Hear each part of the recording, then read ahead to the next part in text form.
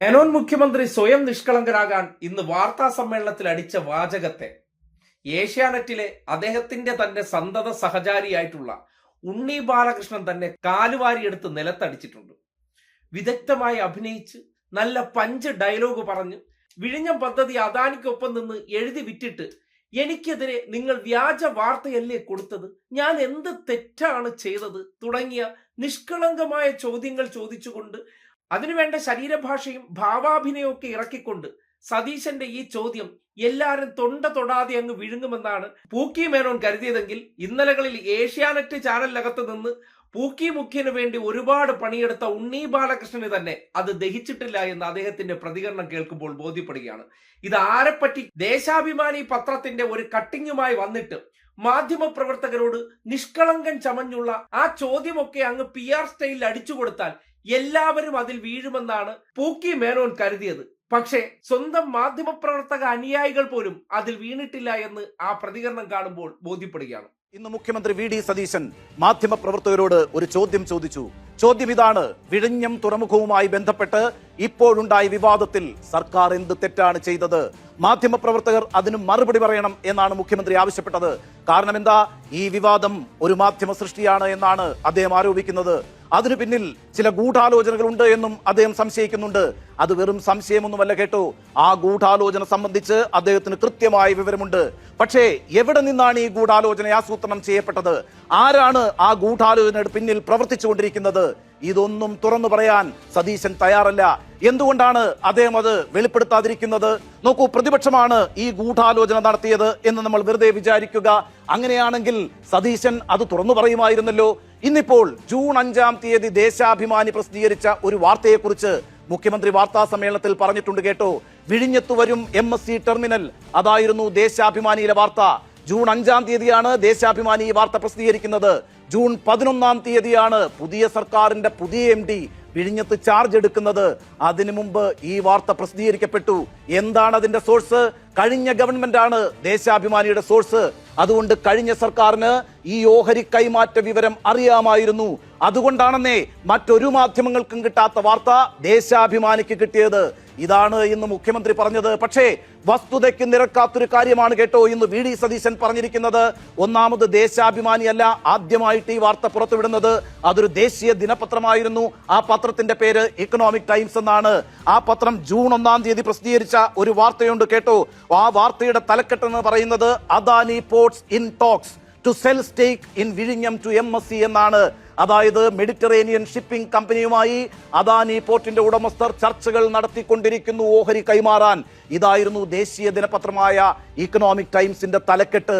ഇനിയിപ്പോ ദേശീയ ദിനപത്രം മാറ്റിവെക്കാം, സംസ്ഥാനത്തെ ദിനപത്രമാണല്ലോ മാതൃഭൂമി ജൂൺ 3-ാം തീയതി ഇതേ വാർത്ത തന്നെ വളരെ പ്രധാനപ്പെട്ട വാർത്തയായി തലക്കെട്ടായി തന്നെ ക്യാരി ചെയ്തിട്ടുണ്ട്. നോക്കൂ, ആ വാർത്ത ഇങ്ങനെയാണ്: അദാനി കമ്പനിയിൽ MSCക്ക് ഓഹരി പങ്കാളിത്തം പരിഗണനയിൽ. മാതൃഭൂമിയിൽ ജൂൺ 3-ാം തീയതി പ്രസിദ്ധീകരിച്ച വാർത്തയാണ്. അതും കഴിഞ്ഞാണ് ജൂൺ 5-ാം തീയതി ദേശാഭിമാനി ഈ വാർത്ത പുറത്തുവിടുന്നത്. അപ്പോൾ സതീശൻ വസ്തുതകൾക്ക് നിരക്കാത്തൊരു കാര്യമാണ് പറഞ്ഞിരിക്കുന്നത്.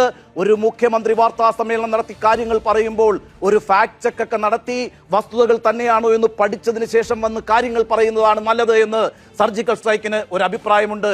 ഏതായാലും സതീശന്റെ ആദ്യത്തെ ഗൂഢാലോചനാ സിദ്ധാന്തം ഏതാണ്ട് പൊളിയുന്നതാണ് നമ്മൾ കണ്ടത്. കേട്ടല്ലോ, അതിൽ സ്പെസിഫിക് ആയിട്ട് പറഞ്ഞൊരു കാര്യമുണ്ട്.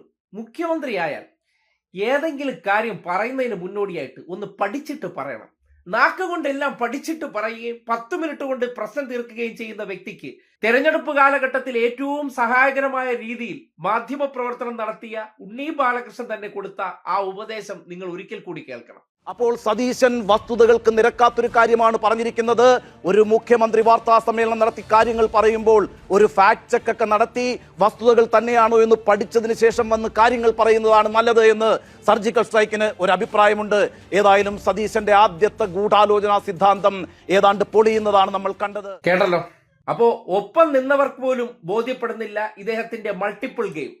അടിയിലൂടെ ഒരു ഗെയിം കളിക്കുക, പുറത്തു വന്ന് വാചകങ്ങൾ കൊണ്ട് ആ ഗെയിമിനെ സേഫ് ആക്കുക എന്നുള്ള മേനോന്റെ മണി ചെയിൻ തന്ത്രം അത് വേണ്ടത്ര അങ്ങോട്ട് വർക്കൗട്ട് ആകുന്നില്ല എന്നതാണ് ഉണ്ണി ബാലകൃഷ്ണൻ തന്നെ അല്പം കടുപ്പമേറിയ സ്വരത്തിൽ ഈ സമൂഹത്തോട് പറഞ്ഞത്. അതായത് ദേശാഭിമാനിയെ മുൻനിർത്തിക്കൊണ്ട് താൻ ചെയ്ത കച്ചവടത്തെ വിദഗ്ധമായി മറയ്ക്കാമെന്നാണ് മേനോൻ കരുതിയത്. ഈ നാട്ടിൽ അരിയാഹാരം കഴിക്കുന്നത് വേറെ ആരും ഇല്ല, ഞാൻ എന്തെങ്കിലും അങ്ങ് അടിച്ചു വിട്ടാൽ അത് അതേപടി എല്ലാവരും തൊണ്ട തൊടാതെ വിഴുങ്ങുന്ന മൂരിബുദ്ധികളാണെന്നാണ് മേനോന്റെ മനസ്സിലിരിപ്പ്. പക്ഷേ മുൻ മന്ത്രിയായിട്ടുള്ള പി രാജീവ് ഉടൻ തന്നെ ആ വിഷയവുമായി ബന്ധപ്പെട്ട എക്കണോമിക് ടൈംസും മാതൃഭൂമിയും ജൂൺ 1-നും 3-നും റിപ്പോർട്ട് ചെയ്ത കാര്യം പറഞ്ഞു. അതിനുശേഷം 5-ാം തീയതിയാണ് ദേശാഭിമാനി ഈ വാർത്ത റിപ്പോർട്ട് ചെയ്യപ്പെടുന്നത്. ആ 5-ാം തീയതി ആകുമ്പോഴേക്കും തെരഞ്ഞെടുപ്പ് റിസൾട്ട് വന്നു. മുഖ്യമന്ത്രി ഉൾപ്പെടെയുള്ള ആരും ഓഫീസിലേക്ക് പ്രവേശിച്ചിട്ട് പോലുമില്ല. പിന്നെ എങ്ങനെയാണ് സതീശൻ വിദഗ്ധമായിട്ട് ഈ രീതി അവലംബിച്ചു എന്ന് പറഞ്ഞാൽ അവിടെയാണ് ഒരു മണി ചെയിൻ മനസ്സുകാരന്റെ വൈദഗ്ധ്യം ഒളിപ്പിച്ചു വച്ചിരിക്കുന്നത്. പക്ഷേ അത് കോൺഗ്രസ്സുകാരടുത്തും ചില മൂരികളടുത്ത് ഓടും, നാട്ടിലുള്ള സകല പേരെടുത്ത് ഓടില്ല. അവർ അപ്പ തന്നെ പൊളിച്ചടുക്കി കൈ കൊടുത്തു. വിഴിഞ്ഞം പദ്ധതിയുമായി ബന്ധപ്പെട്ട് നിയമവകുപ്പും തുറമുഖ വകുപ്പും ധനവകുപ്പും മുഖ്യമന്ത്രി കസേരയും എല്ലാം ചേർന്ന് തന്റെ ഓഫീസ് കേന്ദ്രീകരിച്ച് കച്ചവടങ്ങൾ നടത്തുന്നത് ഇരു ചെവി അറിയാതെയും പാർട്ടി അറിയാതെയും നടത്തിയ നീക്കങ്ങളിൽ കോൺഗ്രസ് നേതാക്കന്മാർ തന്നെ അസംതൃപ്തരാണ്. പലരും പരസ്യമായി പ്രതികരിച്ചു. അതിനെ മറികടക്കാൻ വിദഗ്ധമായിട്ട് വന്ന് ഇന്ന് അഭിനയിച്ച് തകർത്തതിനെ അപ്പൊ തന്നെ പി രാജീവ് പൊളിച്ചു തുടങ്ങിയത് ഏറ്റവും ഒടുവിൽ ഉണ്ണി ബാലകൃഷ്ണൻ ആ പെട്ടിയിൽ അവസാനത്തെ ആണിയും അടിച്ചു എന്നുള്ളതാണ് യാഥാർത്ഥ്യം.